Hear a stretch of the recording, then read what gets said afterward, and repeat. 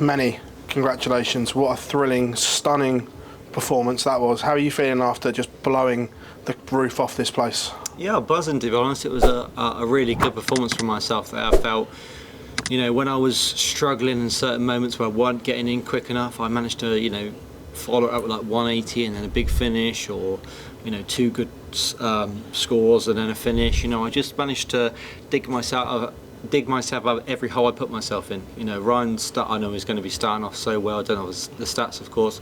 I just know he's one of the best double 16 hitters in the world. So I said to myself, if you're not going to get in and match him, you're going to have to outscore him. And I managed to do both in the end. But yeah, it was an incredibly tough game for me there. And credit goes to Ryan as well, because 5-0. I know I played fantastic, but it's a little bit flattering because I thought after the first 4 sets he could have been 4-0 up against any other player in the world. To be honest, it was just unfortunate. I was just on fire there. When you're in that moment, and I know you touched on it in previous interviews, you knew it was a good performance. Do you feel untouchable? Because it certainly looks it. When you go to that place, no one has got near you. Honestly, when I was like 2-3-0 up, I was thinking, this feels good. I don't feel I can lose.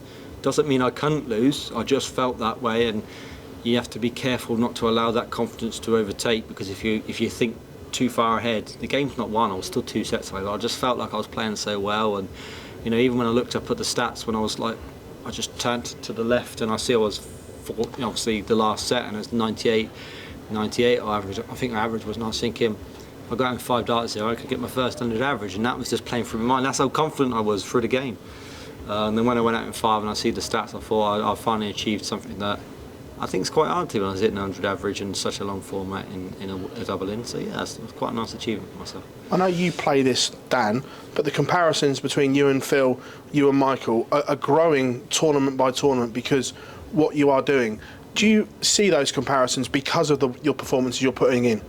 Not really. Phil, like I just said, Phil would do this game in, game out. I have 1 out of 5 of them games, so you can't compare me to Phil, never. And he'll always achieve more than any single player the world's ever seen. No one will ever be able to do what he's done. Michael had that period, he was just unbelievable. Like the same, he was game in, game out. So yeah, I don't need to compare myself to Phil or Michael. I'd love to be here in 20 years to be known as the 3rd best player or the 4th or 5th. It's just, for me, I just want to keep achieving and keep building the accolades up. I said it on stage earlier, if I can win tomorrow, it really would mean a lot to me. I think 9 major finals, 6 major wins with the World Cup in 12 months. I just don't see that being beaten over the next 10 years, to be honest. I think that's quite I'm not saying that to sound big-headed, I just think that's an accolade that's going to be incredibly hard to be beaten. Well, Luke, congratulations. Thank you. Ryan Joyce played a fantastic game today, and a word to sort of describe your game we've used, and I think Wayne used on commentary, was unplayable. Do you feel like on another day maybe Ryan against a different player, it could have been the other way around? Yeah, I mean, on another day he could have beat me. If I'd have played like I did and all the 3 games I played before that game, he would have beat me, because he was really clinical. He was getting in all the time. He was in a lot of 108 ins, 146s. His scoring was brilliant. He was matching every time I was hitting 140. He was matching it. Just the different was the big finishes, the 180s, stuff like that. So yeah, he not just beat any player. He could have beat me on a different day, to be honest. I'm not going to say very fortunate, but I just felt like I put in the best performance at the right time.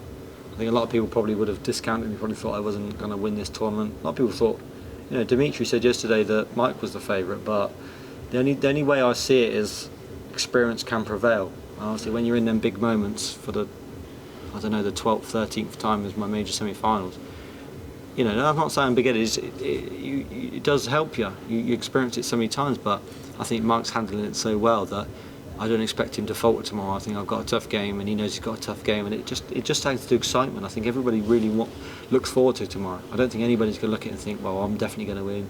I don't think anybody looks at it and thinks Mike's definitely going to win. I think it's just going to be a great game. I really do, and I really hope it is as well. Something you've obviously picked up over the last year or so is a favourite tag. Is it something that you enjoy being? You will be a fairly big. I wasn't the favourite when I come here, though. But not in the tournament. No, I wasn't. So. But in most of your individual games. Yeah, of course, but it's not something that plays on your mind here. And I think you just want to win. If I'm favourite or not favourite, I think over the last 12 months I've shown that it doesn't affect me too much. Anybody can beat me. I've said that so many times. Anybody can beat me. I'm not unbeatable. But when you put in good performances like that, it gives you great confidence, makes you feel like you're unbeatable. But tomorrow it's a major final. Anything can happen. I could get blown away or I could blow Mike away. Who knows? But that's the excitement of darts now, and we can all look forward to tomorrow, and anything can happen. Congratulations. Thank you, Ryan. Luke, what would it mean if you could cap off this remarkable 12 months by retaining your first major title? Yeah, I think it's fair to say that it'd be 12 months from the day tomorrow. So that would be my last opportunity to really add to it, because after that it would, it'd be you'd be exaggerating a bit to say, oh, he's done so well over 18 months, 24 months. But my last chance to add to that 12-month tally. But if I don't win, it's 9 major finals in 12 months, which is obviously fantastic. But I'd love to pick up that 6th. I'd love to get to 10 majors in my career. I'd love to win 2 world finals. That's the goals I'd love to set over the next 5 years. I really feel like I could put my name up there with a lot of the greats, but yeah, you have to put in these great performances to allow yourself to be in these situations, and I felt like I was really good tonight.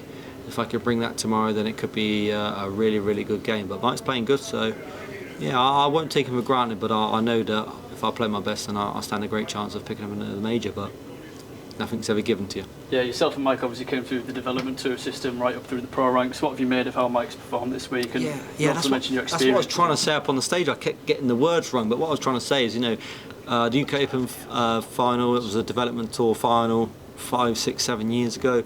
Now it's me and Mike. That was the development tour final 5, 6, 7 years ago. So, 75% of the field tonight were development tour players. That's a credit to the PDC. Like I said, if we didn't have these secondary tours, then who knows if we'd be in this situation. So, yeah, it's a credit to them, to be honest. We're really, really lucky that we got to get through on that. And, me and Michael will have great memories of, because we talked about earlier, we've had some great games, so we really look forward to tomorrow.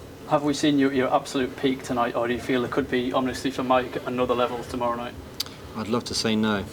I'd love to say there's another level in me, but yeah, I think I was pretty decent, to be fair. I'd be happy to be like 80, 90% near that, because if I play like that and I don't win, then I'll just have to shake Mike's hand and say, you've obviously played incredible. But I know there's levels in me that I can reach, but 1st to 6th does play in my favour. It's a long format, that's what I enjoy. That's what I said to my family tonight. I love the long format. I can go for long periods, and that plays into my favour. But like I keep saying, it doesn't matter. Who knows what can happen tomorrow? We can all just look forward to it. Cheers, Luke. Thank you. Luke, Wayne Mardle said that when you walk on, there's an aura like Adrian Lewis, Taylor Van Gogh, and that can get in the opponent's mind when they're on stage waiting for you. Do you feel like that is a thing now, that there is this thing surrounding you where they almost can get a bit worried when you're walking on, hearing fans, hearing the music and seeing you walk on that stage? Not really, because obviously Ryan played well. I don't think he faltered. I don't think it affected him. I was just at that level tonight that was kind of hard for him to match. But yeah, I don't think it will affect a lot of people. I think the only thing that can change between, the game between me and Mike tomorrow is the occasion could get the better of him. But I don't want to, put that in his head. It might not. I'm just being honest. It could get the better of him. He might just relish the challenge. So, that does play in my favour. To be honest, when you've been in so many major finals, it does get easier. It doesn't make it easy, but it gets easier. When you're in your first, I remember my first, and I just knew there are rewards that come with it, and you sometimes can try too hard, but it's a long format tomorrow. It would play in my favour, but he's got the capabilities to beat me. He showed that tonight. He was pretty strong in the back end of the game. So yeah, I just got to stick with him and make sure that I don't let him run away with it. Is this performance almost a relief, because you've spoken this week about the throws hasn't felt as smooth as it has, and you faced some real battles. Of course, Stephen Bunton sticks out. So to produce that level of performance on this stage, 5-0 as well, is it almost a weight off the shoulders knowing that you are hitting your peak when it really matters? Yeah, it felt really good tonight. It really did. That's sometimes a little confidence boost you need. The last time I felt that way was like New Zealand Darts Masters when I won.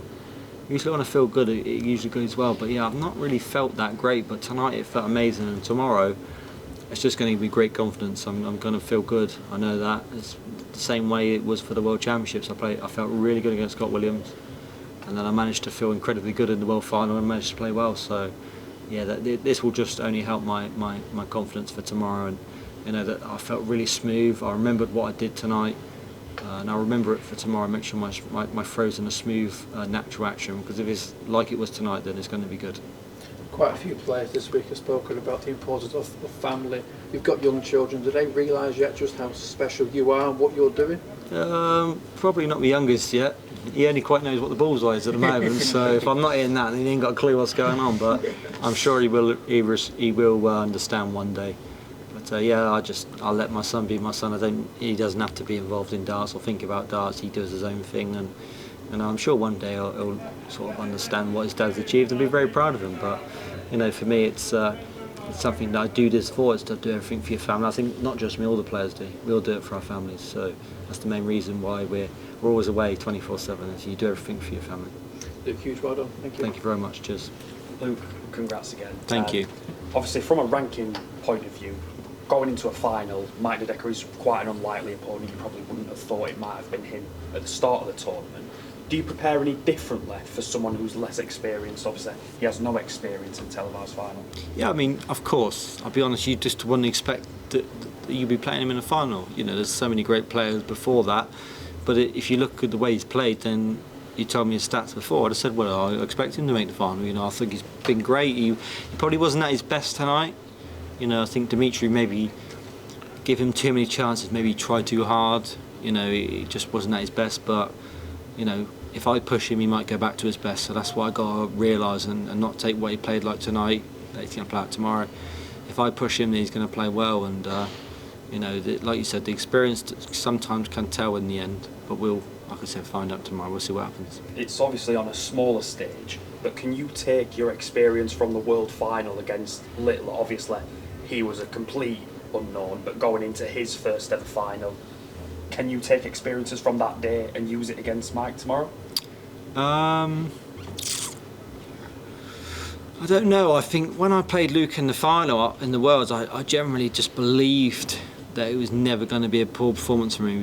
You know, I didn't believe it. Whereas for Mike, I don't know what performance I'm going to get tomorrow, and I think he probably feels the same. Sometimes I'm untouchable, sometimes I'm very beatable. So, yeah, I just think we're both going to go into that game very open-minded, believing we both can win.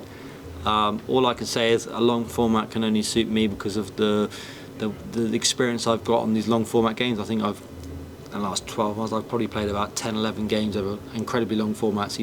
That's probably the longest format he's ever played tonight, so it can play in my favour, like I keep saying. But I'm just looking forward to tomorrow. I'm buzzing. I can't wait. It's going to be a great spectacle for us all.